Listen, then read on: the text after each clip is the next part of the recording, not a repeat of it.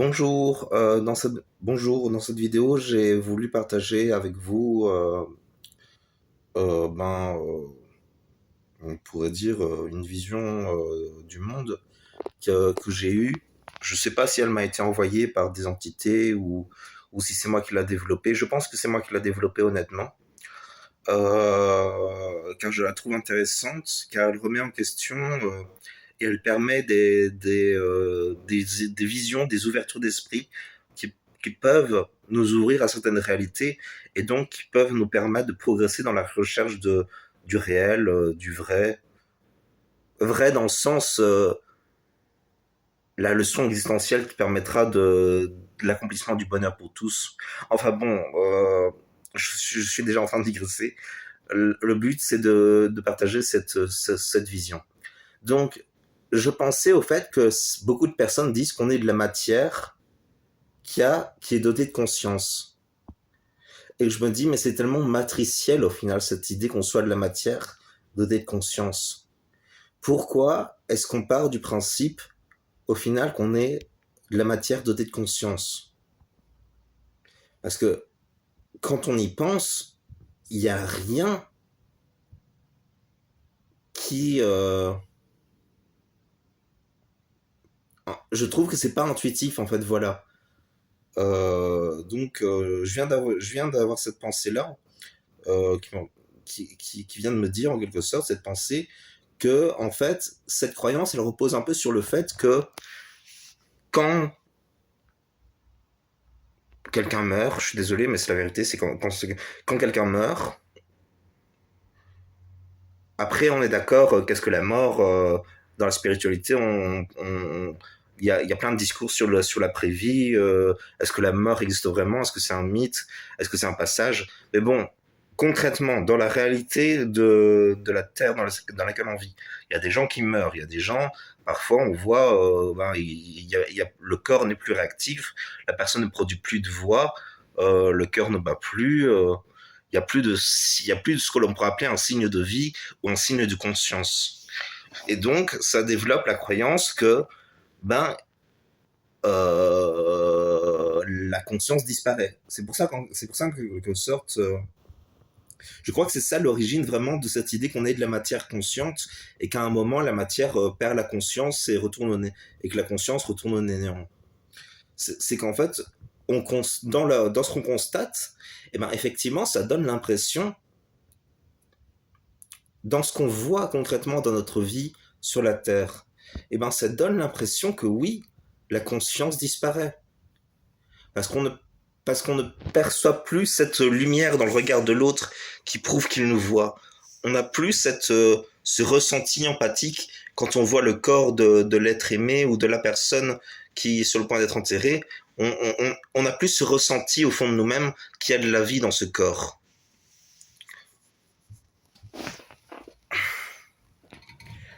Et en même temps, c'est vrai que quand on regarde les corps des morts, bon après, est-ce qu'on a déjà vu les corps d'un mort? C'est particulier. Moi, je pense que je n'ai jamais vu de cadavre, donc je ne saurais pas vraiment le dire. J'ai vu des cadavres dans les films et les séries, mais c'est des acteurs ou c'est des constructions plastiques ou des VFX, des effets spéciaux. Donc un vrai cadavre, c'est quelque chose qu'au final, je n'ai jamais vu. Donc au final, quand j'y pense, je ne suis même pas certain que la mort existe. C'est dingue en fait, man. Je viens de me rendre compte qu'en fait, je n'ai jamais vu de cadavre. Bon, j'ai vu des cadavres d'animaux, mais je n'ai jamais vu de cadavre humain. Et en fait, je viens de me rendre compte qu'en fait, rien que ça remet en question le fait que la mort pourrait exister. C'est bon, je sais que certains vont dire que je suis complètement en mode roue libre, que je commence à imaginer que si ça se trouve la mort n'existe pas et que c'est juste un show pour nous faire peur. Oui, je sais que ça fait un peu foufou parce qu'il y a des gens qui disent avoir fait, et c'est vrai que quelque part, je suis désolé s'il y en a parmi vous qui ont fait cette expérience, qui doit être très traumatisante. D'ailleurs, je suis désolé. C'est juste que quand on l'a pas faite, et ben quelque part, on n'a pas été initié à cette réalité en fait. Cette réalité ne s'est pas encore imposée à nous. Je suppose qu'un jour, je vais bien devoir la vivre. Enfin bon, oui. Et donc tout ça pour dire, on part du principe que parce que le corps ne donne plus signe de vie ou de conscience, eh bien qu'il n'y a plus de conscience. Mais quand on y pense, est-ce que c'est pas une erreur de compréhension? Parce que qu'est-ce que la conscience au final? Et là, c'est vraiment. Bon, bien évidemment, les gens qui sont dans des sciences ésotériques, ils vont pouvoir développer plein de choses par rapport au chakra du troisième œil, par rapport à l'esprit, ils vont pouvoir développer. Mais quand on est dans la réalité vraiment de la Terre, quand on voit les choses autour de nous, qu'on est toujours dans ce questionnement et dans cette conscience qu'au fond, il n'y a pas de preuve certifiante à 100% que telle perception est vraie. Et quand bien même le ressenti d'évidence s'impose, au final, qu'est-ce qui nous dit que ce ressenti d'évidence euh, est la signature du réel? C'est ça en fait la question du quid, du vrai, du réel dans le monde.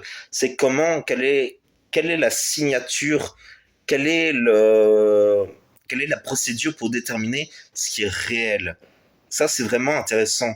Je vais peut-être réfléchir d'ailleurs sur une prochaine vidéo par rapport à ça, parce que c'est vraiment quelque chose qui semble, je trouve, très intéressant pour vraiment connaître le réel. Parce qu'au final, dans le domaine de la spiritualité, quand on s'y intéresse, eh ben, on tombe tous dans des milieux qui nous donnent des réponses en quelque sorte toutes faites. On parle d'incarnation, de désincarnation, de plan astral, de vie après la mort. Il y a le domaine religieux qui parle du paradis et de l'enfer. Il y a les gnostiques qui parlent d'incarnation, incarnation avec le samsara. Enfin bon, il y a plein de discours.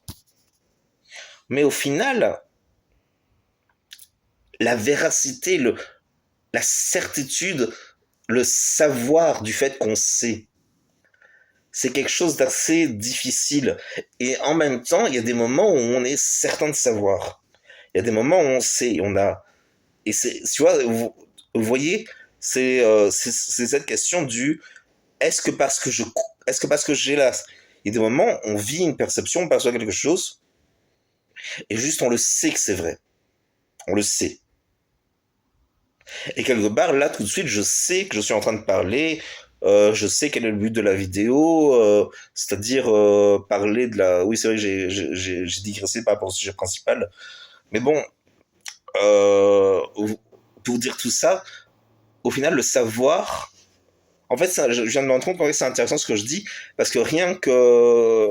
Parce qu'au final, le sujet de est-ce que l'esprit ou la conscience est reliée à la matière, et est-ce que la matière est vraiment ce que l'on croit qu'elle est, ou est-ce que c'est une illusion, la matière? C'est-à-dire qu'au final, c'est autre chose. Au final, la matière, le mythe de la matière, quand on parle de matière, ben, c'est quelque chose qui semble être un peu inanimé, dense, mort, sans vie, sans joie, de figé, voire même qui tend à se détruire qui a un processus involutif. Vous voyez, la matière, c'est le mythe de la matière, c'est vraiment quelque chose qui n'est pas évolutif, qui ne relève pas de l'esprit. C'est cette idée que qu'on est des êtres faits de matière, c'est vraiment un mythe qui est tenace parce qu'on a envie d'y croire. Parce qu'en fait, d'où vient la matière? La matière vient du fait que quand on est, eh ben quelque part, il y a tout un, je pense, on pourrait dire une programmation venant de la société qui fait que, ben, il y a des gens qui disent attention, tel acte est dangereux parce que si s'y arrive ça, eh ben tu risques de vivre telle chose, tu risques de partir. Enfin bon, il y a tout un endoctrinement de la part de la société qui parfois est un peu vrai. C'est vrai que si je commence à me promener sur la rue, sur le passage de la rue, en me disant je suis protégé, personne ne me roulera dessus, alors qu'au final, alors peut-être que c'est vrai, peut-être que ma croyance aura développé des champs quantiques tellement puissants que je serai protégé, mais en même temps, peut-être que je serai tellement confiant, tellement dans une illusion de confiance que je ne percevrai pas que je suis en danger. D'ailleurs, tout à l'heure, je me suis fait voler mon portefeuille. J'étais certain de l'avoir.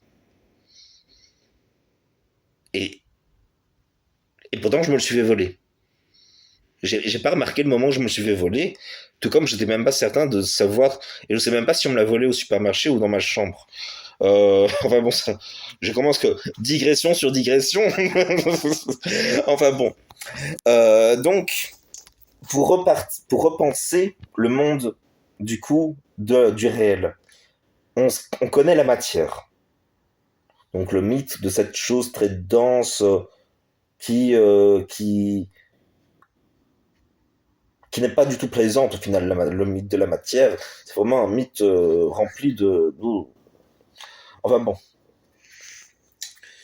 Euh, et quand on y pense, quand on constate le monde autour de nous, il y a plein de choses qui nous poussent à prendre conscience qu'au final, l'idée de matière, la vision, la perception du monde en matière, il y a un moment, on se rend compte que ça ne tient pas debout. C'est-à-dire qu'au final, quel est le réel? Le réel, c'est que je vis quelque chose, que je suis conscient, que j'ai un certain libre arbitre. Il y a certains qui disent qu'on n'a pas le libre arbitre. C'est questionnable. En vrai, il y a un débat. Mais clairement, il y a toujours un espace de liberté quand même, qui peut être assez réduit et il y a des choses qui peuvent nous être imposées, je pense, par rapport à la programmation de vie avant l'incarnation. En tout cas, c'est pour ce que j'en ai appris. Il y a des choses qui peuvent nous être imposées et peut-être qu'il y a des choix qu'on fera sans que le libre arbitre ne soit là à ce moment-là pour nous permettre de faire autrement quelque part. Oui. Du coup, pour parler d'une autre vision des choses par rapport au mythe de la matière, pour parler d'une autre vision que celle de la matière, d'une autre vision que celle de la matière, donc une autre vision à venir. Suite. Donc, je pense qu'une vision des choses intéressantes, c'est au lieu de voir le monde en termes de choses vraiment limitantes et matérielles, on pourrait voir les choses sous l'angle de l'énergie, c'est-à-dire ou de force, de la physique. Et ça, c'est beaucoup plus intéressant de parler de physique. Parce qu'au final, quand on regarde le monde, on se rend compte petit à petit qu'il y a des lois qui dirigent le monde. Ça, on le constate tous. Il y a la loi de la vibration, la loi d'attraction, la loi d'incarnation, la loi de la matrice, la loi de la nécessité de l'ombre dans la matrice dans laquelle on vit. Il y a des lois. On le sent tous. On sent tous qu'il y a des choses qui dirigent ce monde et qui font que, telle chose, qu'il y a des choses quelque part qui sont le code. Pas forcément la matrice, hein, qui sont le code du réel. Et est-ce que ça a été créé par une entité au-delà du réel? Là, on rentre carrément dans des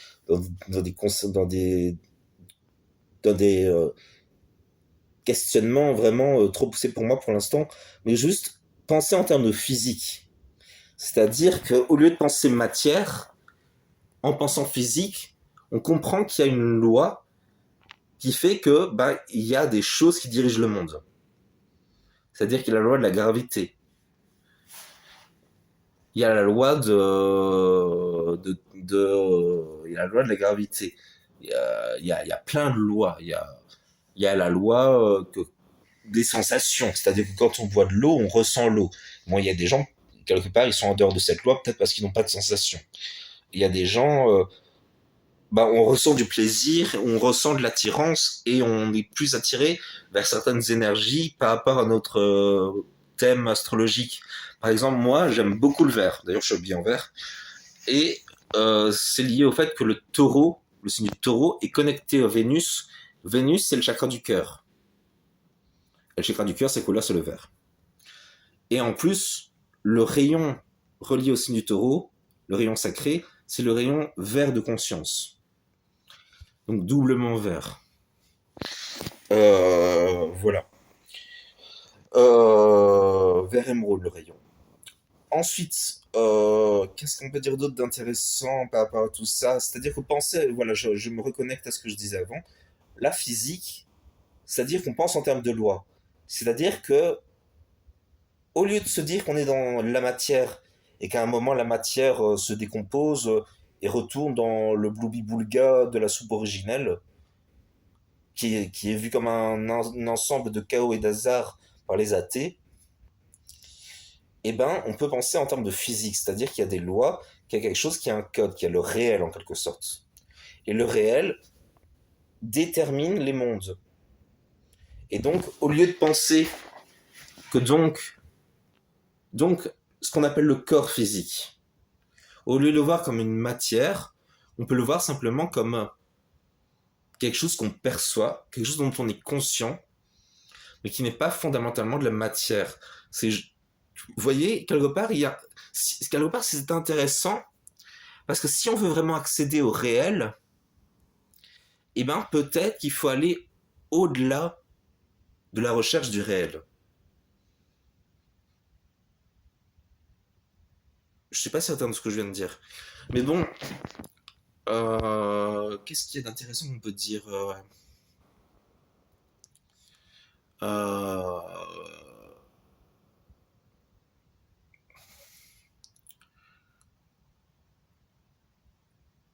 Je suis en train de me perdre dans mes pensées et dans mes questionnements.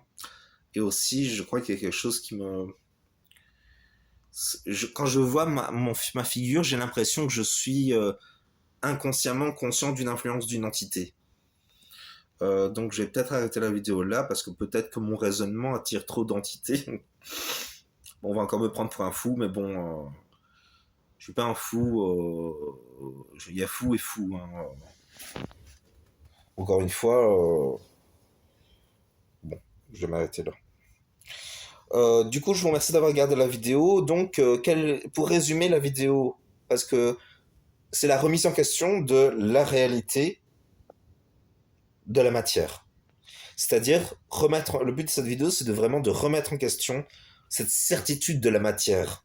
C'est-à-dire poser la question, mais pourquoi tu crois ainsi?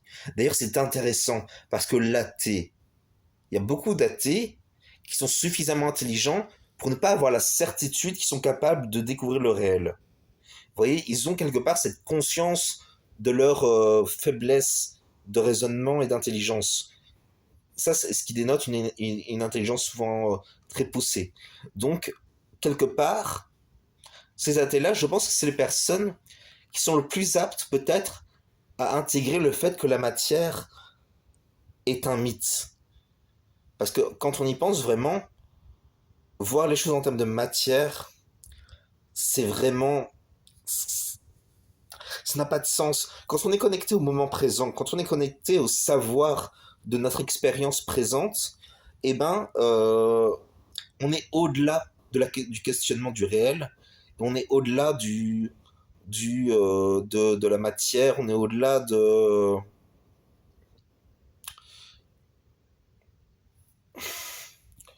Eh ben, en quelque sorte, on sait à ce moment-là. Quelque part, le but de la vie, c'est de savoir et de... En fait, c'est intéressant parce que on cherche le réel et en même temps, on est confronté toujours à un moment à la découverte qu'on ne peut pas découvrir le réel. En tout cas, moi, c'est mon expérience personnelle. Et donc, quelque part, le but de la vie, c'est peut-être de simplement vivre le moment présent pour ce qu'il est, en cherchant toujours à, à, à développer sa conscience, en faisant des expériences. Parce que c'est en accumulant des expériences, bon, il y a des gens comme moi pour qui développer une expérience est très difficile, mais il y a des gens pour qui c'est possible. Donc si vous avez cette capacité d'accumuler de l'expérience, vraiment faites des expériences. C'est-à-dire, voyez les conséquences de vos actes. Prenez conscience de ce que vous faisiez concrètement, de ce qui se passait concrètement dans votre réalité, de ce que vous avez fait par rapport à cette réalité, et de vos attentes, et de ce que vous croyez qu'elle est arrivée, et de ce qui arrive vraiment. Parce que souvent, plus on développe sa conscience, plus on développe sa mémoire, plus on développe son mental, plus il y a un moment où on prend conscience de certaines réalités. Plus on prend conscience que par exemple, qu'on est créateur quelque part dans notre vie. Et qu'aussi, il y a une part de création d'autrui. Euh, mais au fond, c'est plutôt soi-même qui est créateur dans notre vie. Voilà, vidéo longue, c'est vrai. Je vais faire une conclusion du coup parce que la vidéo est déjà très longue et pour ce que j'en dis, je crois que je vais radoter si j'y rajoute des mots. Je pense que ce que j'ai dit est déjà suffisamment intéressant. Ça développe toujours le raisonnement, ça développe la recherche du réel. Je pense que ça peut aider tout le monde, toutes les personnes en quête du réel. C'est-à-dire qu'au final, et donc, un point de repère, un conseil pour finir la vidéo. Quelque chose d'utile dans la vie de tous les jours. Agissez selon le principe de probabilité. C'est-à-dire, au final, au regard de ce qui s'est passé dans le passé, qu'est-ce qui est le plus crédible? Bon, il y a des gens, ils ont du mal à sous-peser la probabilité des actes parce qu'ils ont du mal de développer des consciences de probabilité par rapport aux faits passés. Mais par exemple, si quelqu'un a toujours agi de telle façon avec vous, il y a probabilité pour que ça se répète dans l'avenir, à moins que vous réussissiez à mettre en place quelque chose. Mais la plupart du temps, quand il y a un phénomène relationnel, eh ben, ça va se répéter, ça va se répéter, ça va se répéter. À partir du moment où quelque chose se répète, se répète, se répète, se répète, c'est vraiment qu'il y a quelque chose de démoniaque d'ailleurs, souvent dans ces situations-là. Il y a des gens, ils font des erreurs en boucle, c'est pas forcément démoniaque. Il y a des gens, s'ils font le mal, ou s'ils recherchent à être désagréables, ou s'ils sont méchants en boucle, sans développer de conscience des enjeux, sans développer de conscience qu'ils ont mieux à faire en fait pour eux-mêmes et pour les autres et pour la société, il y a un moment, il faut prendre des dispositions dans cette relation. J'ai l'impression que j'ai volontairement répondu à une situation d'une des personnes qui regarde la vidéo actuellement. C'est-à-dire que j'ai constaté que bien souvent, quand on fait des vidéos, il y a un moment où on donne des réponses à la personne qui regarde la vidéo.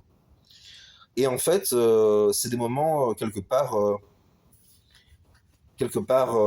où vous voyez ces expériences où on écoute quelqu'un, on écoute une personne qui parle dans sa vidéo, qui a fait une vidéo et on écoute sa vidéo, et soudainement il y a une personne qui a dit quelque chose et ça répond complètement à une question qu'on avait ou à notre situation. Je me demande si c'est pas ce qui s'est passé justement. Je dis ça parce que si justement vous vous dites est-ce que c'est moi qui a manifesté ça est-ce que c'est moi qui a manifesté ça chez cette personne pour qu'elle dise ça? Peut-être. Je dis peut-être, bon, au fond de moi, j'ai plutôt tendance à dire oui.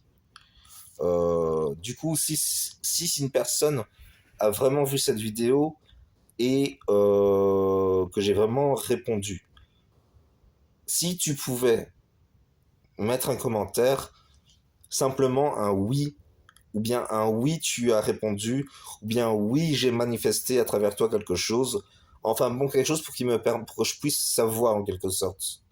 Parce que j'ai toujours besoin de savoir. Quelque part, c'est que mon chakra couronne n'est peut-être pas assez développé. Et en même temps, je pense que mon chakra couronne est quand même plutôt bien développé là tout de suite. Parce que le chakra couronne n'a pas vocation à nous donner accès au réel, mais plutôt à vocation à ce qu'on soit conscient du moment présent, en fait. Voilà. Donc merci d'avoir regardé la vidéo jusqu'au bout. Paix, joie, amour et prospérité. Merci.